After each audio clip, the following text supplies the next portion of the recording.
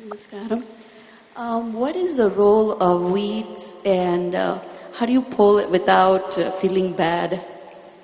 Without feeling bad. Good. Answer is again go to the nature. Who dig the pit for planting a mango tree in the forest? No one. Why we want today? It is disturbance with ecosystem. To digging, we are creating a violence. No need. No need. No, I think they didn't get it. The thing is, farming means we always think to plow, to dig and, not understanding or not being alive or not being aware to the reality that most of the farming is done in the first 9 to 12 inches of the land. Now your tractor goes and turns it upside down and we are very happy. The life which would have survived very well beneath the soil, you expose it to the sunlight, it just, I would say 90%, everything dies. Only what dives deep inside at that moment will survive, rest will all die. Without that bioactivity, there is no way you can grow anything sensibly. In any sensible extent, you cannot grow it without that bioactivity. You're killing everything and then trying to grow, it doesn't grow. So you put urea, you put this one, you put sulfate, you put this phosphate, this, that. So you have a chemical cocktail, but you don't have food in its real sense. This might have almost slipped out of people's experiences these days, but people who come from smaller towns and villages, I'm sure it's still in your experience. In your childhood, when you went into your back garden and you just plucked something and ate, how it tasted. Today something comes from the market, you eat that vegetable and see how it tastes. Taste is only one parameter. If you want, you can chemically test it. It's very, very different. I would say, like where I grew up, even today there is farm vegetables and there is country vegetables. But I think in Coimbatore city it's mostly gone, it's all farm vegetable. Almost in every city it's all farm vegetable. When we say farm, we mean mechanized farm. So if you really check it up in terms of nutrients, I would say at least about 70% of loss has happened in the last 25 to 30 years. So what we used to eat 30 years ago, you may have to eat 3 times or 4 times to get the same nutrients and nobody can eat that much. So naturally, all doctors are saying now, unless you pop a pill or unless you eat non-vegetarian food, there is no way you can nourish your body. They're proving to you that you cannot nourish your body with vegetarian food. We have lived in this land for thousands of years on vegetarian food pretty well. And without any animal product, not even with milk, without even using milk, people have survived and lived well. That is because the food was grown in a certain way. Just 30 years ago, how the quality of vegetable was and how it is today. It is bigger, of course, today. It's much bigger, weighs better, it's good for the market, but not good for the man. It gives me inspiration to tell more again for your question. When we till, organic carbon released from the soil and become carbon dioxide. So life reduces, one. Second most dangerous point is water holding capacity is becoming less. So you need more water, which is going to be a bigger problem for the farmers too. Third, microbial life you already explained. Fourth, erosion. Erosion of the soil becomes 10 to 80 tons per hectare per annum. A 1 inch of soil takes 500 years to prepare. So if there are so many other reasons, why not to dig, why not to till? The usage of water in modern day agriculture is quite criminal. Normally, for example, to grow a coconut tree, the drip irrigation companies will tell you, drip irrigation is a way of economizing on water. they will tell you minimum 50 to 60 liters of water per tree. I have personally grown my coconut trees with about 8 to 9 liters of water. One pot, which is about 9 liters of water, and with this you can grow coconut tree very well if you take care of the soil in a certain way. But they put 50 liters with drip irrigation. With flood irrigation, they are putting, I don't know, 1,000 liters per tree. And with this system, you get 400 coconuts. By flooding, you get only 80 to 100 coconuts. So what you want? With more water, less fruit, or with less water, more fruit? More questions.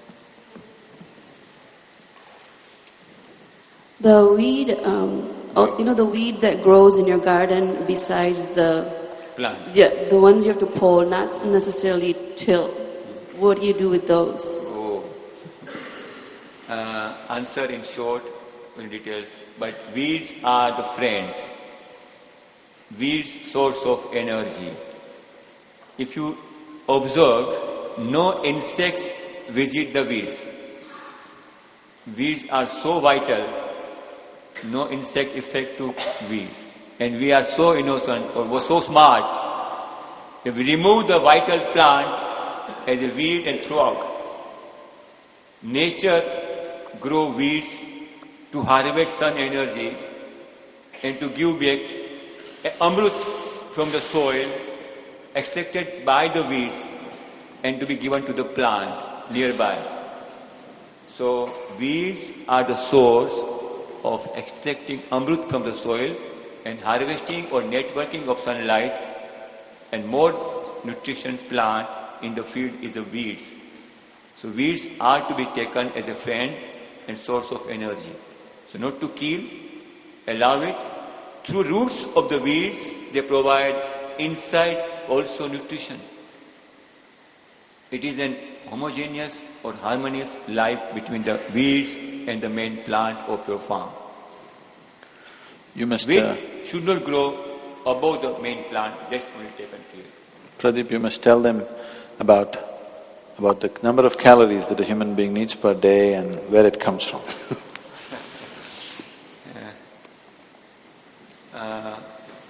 Energy, the calorie value, what we are taking, it comes from the sun.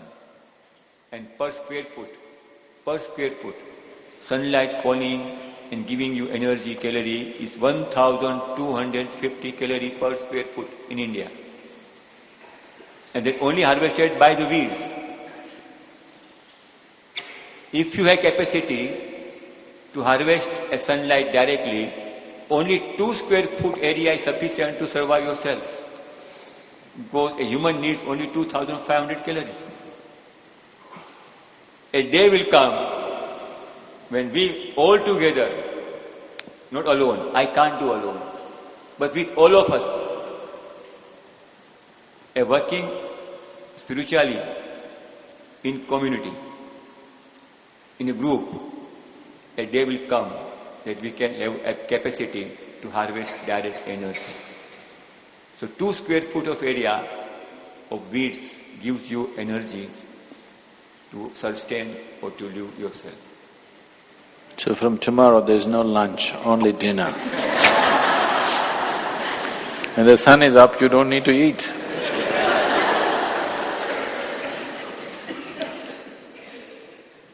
If Guruji visualize, it will happen.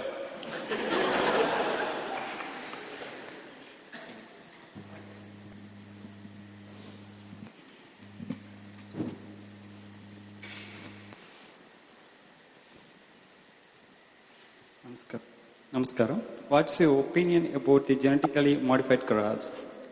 It's correct way? We should not discuss such a question in such a spiritual…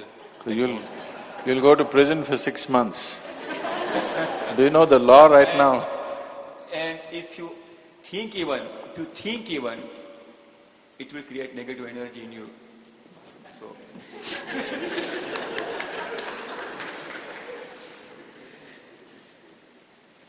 One line answer. Whatever we have not done has spoiled our planet, will spoil in future 10 years. That is the gift. It will be if we accept genetic food, GM. It will finish in 10 years. Such a harm with GM. So I don't want to discuss, please.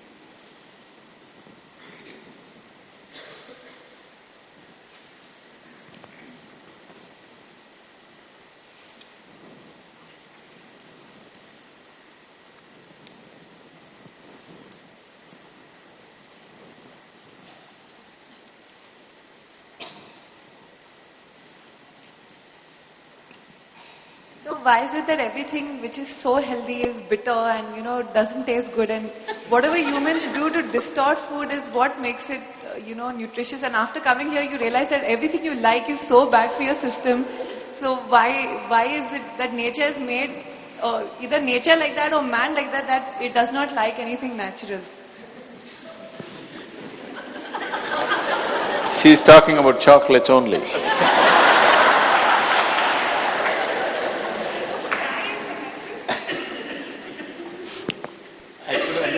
We'll discuss when you please. Please again. So what I was asking is that why is it that whatever's like everything which is natural, like for example Karela and Lauki, it is the best thing for the body if you have the juice in the morning. And as I had today, neem balls and turmeric balls in the morning, and it is so bitter. And why haven't human beings evolved as such to like all these healthy things? And why do we go after Coca-Cola and fries? And even just now as I'm sitting, I know I have fruits for dinner, but I'm thinking of bhajiyas. As in why is the mind like that is what...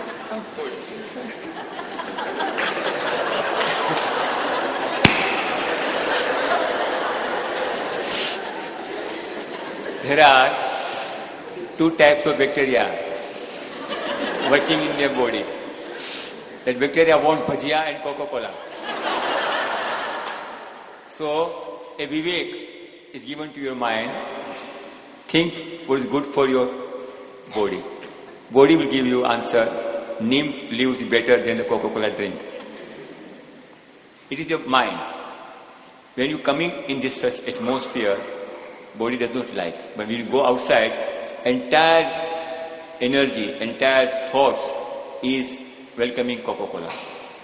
So that energy also, that's why I say, if you work in commune, if you work together, an energy will develop which will protect everybody.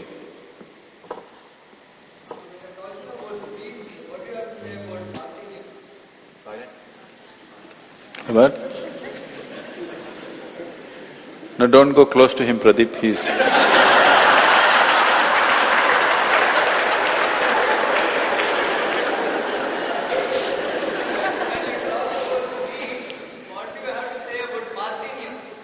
Parthenium. Oh, he's my friend. Parthenium is my very good friend. I provide, if I have a system of drip, I will provide drip to Parthenium, not to the main crop. Why? Parthenium is a plant which provides in earliest or smaller or with minimum days a flower.